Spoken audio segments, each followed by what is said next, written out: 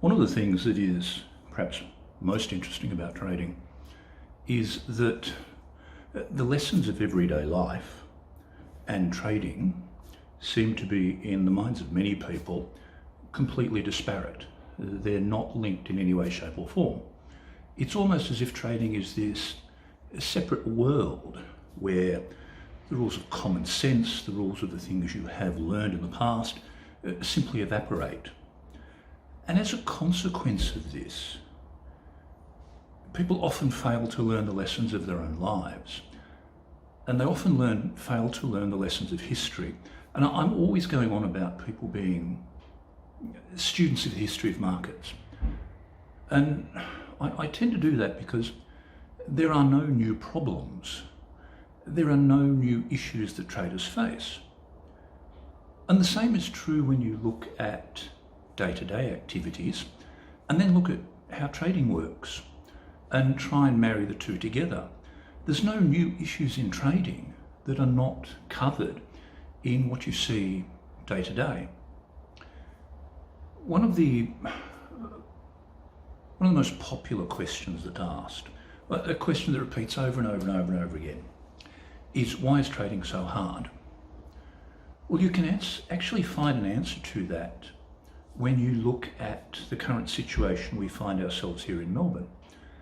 Melbourne's just gone to stage 4 lockdown, which means that movement is very, very much restricted. We have certain strictures placed on what we can and cannot do in an attempt to bring the outbreak of COVID-19 under control. And these new measures have been brought in place simply because a fairly sizable portion of the population of Melbourne can't follow simple instructions. The instructions revolving around COVID-19 were very, very simple. First instruction, wash your hands. No adult should have to be reminded to do that anyway, unless they're a dirty bastard. And then they should be excluded from society anyway.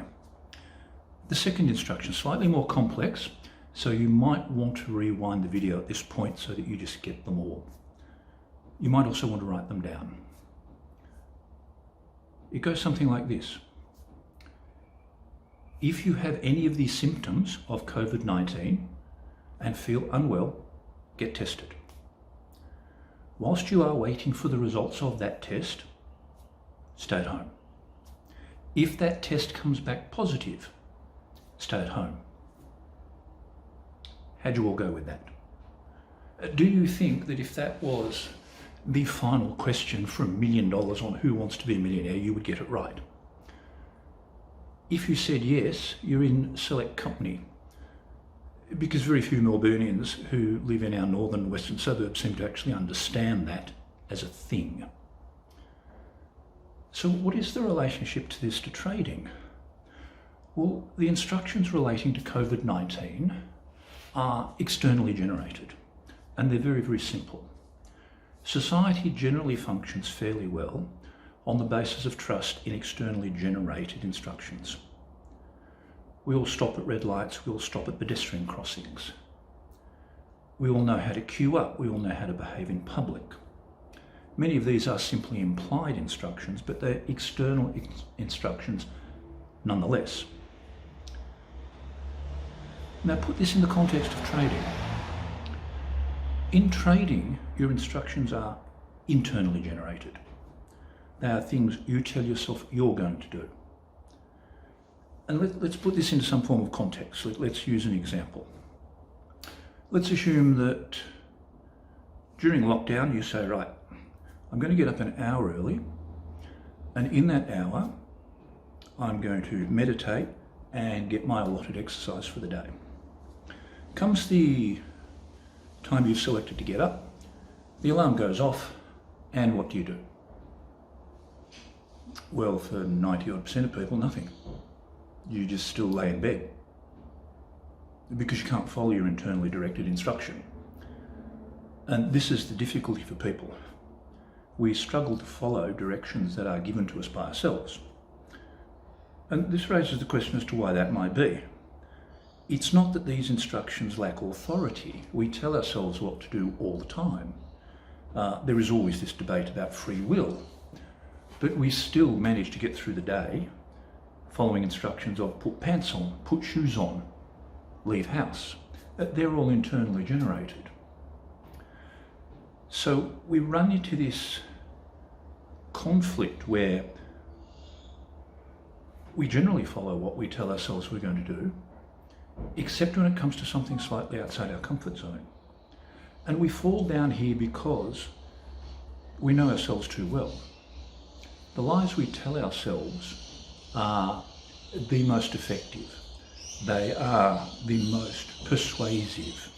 So when your alarm goes off, you say to yourself, well, I've had a hard day, I'll do it tomorrow. Or I'll do it at the end of the day because I'll be fresher then. And my body's a bit sore, I'm a bit old when I get up, it's a bit cold, looks like it might rain. And you view these as all very, very compelling arguments as to why you should simply give in to your own emotional and physical inertia. Now they're fairly simple instructions. Imagine though that your instruction is that you're in the middle of a trade and the trade's gone very, very well, and the instruction is right. At this point, you must buy more. What do you do? Well, very, very few traders actually pyramid because it's a very difficult skill for people to master. Intriguingly enough, when you look at traders, and I look at them both anecdotally and in the literature, the thing they do is not buy more, but they sell. Why do they sell? Well, selling provides comfort because it means they don't have to follow any more internally generated instructions. And you can always rationalize your decision to sell by all sorts of platitudes such as you can never go broke taking a profit, should leave something on the table for somebody else. All of which make you feel better and all of which push to one side your inability to be responsible for your own actions, for following your own internally generated signal.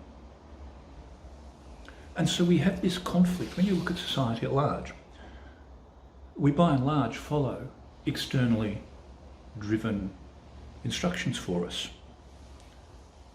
in all manners except, strangely enough, matters of public health. Go figure.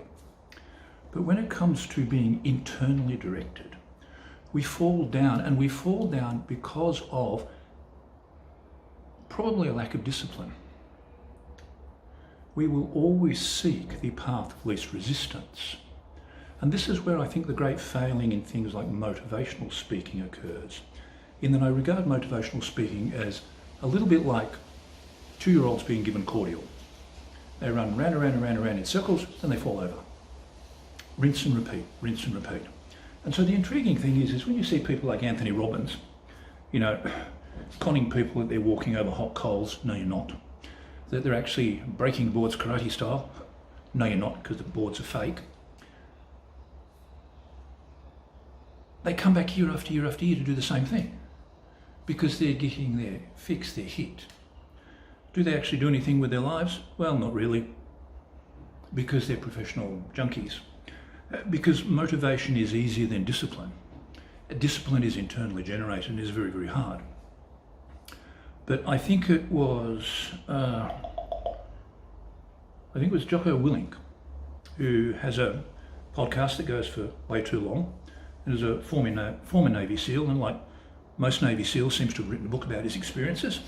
You could make the joke that there are now more books written about being a Navy SEAL than there are actually Navy SEALs. But I think he coined the phrase that discipline brings freedom, and it does. People think that if you are disciplined, you are constrained in your actions, that you're constrained in your activities, and you're not.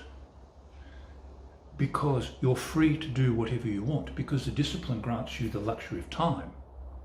It grants you the luxury of being removed from having to make certain decisions, because you have a plan for making those decisions. So any internally directed instruction you give yourself, you follow through on. You have a plan to actually follow through with what's going on. You don't need to be told from an external source as to what you should do. For example, and this might seem a little bit self-serving and narcissistic, as you can see, I'm in my home gym. It's extraordinarily early in the morning and it's extraordinarily bloody cold today. But I'm still here. Why am I here? I'm here because I have an internal direction that says to do this.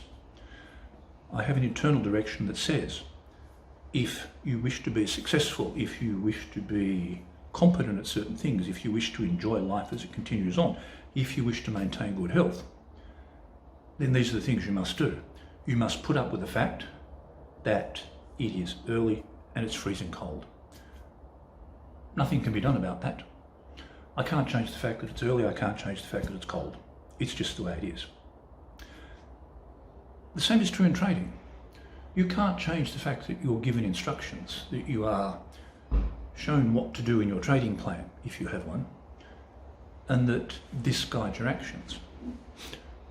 What you can change, though, is whether you actually follow what is written, what you are instructing yourself to do. It's extremely easy to let things slip. The default setting for humans is one of homeostasis. Homeostasis is effectively a minimum energy state. Do the least you need to do to get by. And if the least you need to do to get by is to lay in bed for an extra hour when your alarm's gone off, then that's what you will do. If your minimum energy state is to not take your trading signals as they occur, then that's what you'll do. If your minimum energy state is to back out of positions because that removes you from the possibility of making further decisions, then that's what you will do. So in part, and only in part, because the reasons as to why people find trading difficult are numerous. But if you're to look for cornerstone reasons, conditions, things that occur, it is primarily that people simply lack the discipline to take the instructions they give themselves. They find all these wonderful excuses within themselves as to why things are, why their lives are like they are, why this has happened, why that's happened, why can't I do this? And generally the reason why these things happen, why people can't do the things they want to do, is simple. They don't want to do them enough.